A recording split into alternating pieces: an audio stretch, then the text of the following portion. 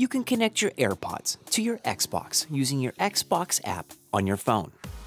First, you need to connect your phone to your console and enable remote play.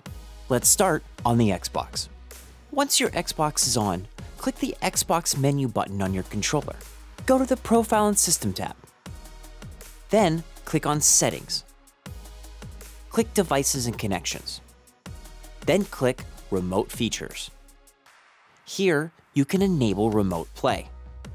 Now it's time to set up your Xbox app on your phone and connect it to your Xbox. Once you're logged in, click on the Xbox console icon on the top right. And from here, you can click Remote Play on this device.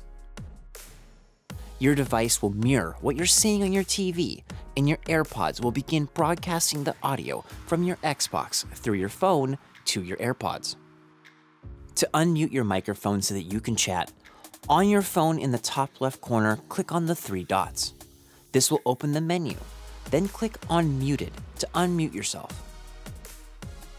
You don't need to play your game on your phone. You can continue to play it on your television. Just don't close the app on your phone or lock the phone because it will disconnect the remote connection. Your AirPods are now connected to your Xbox.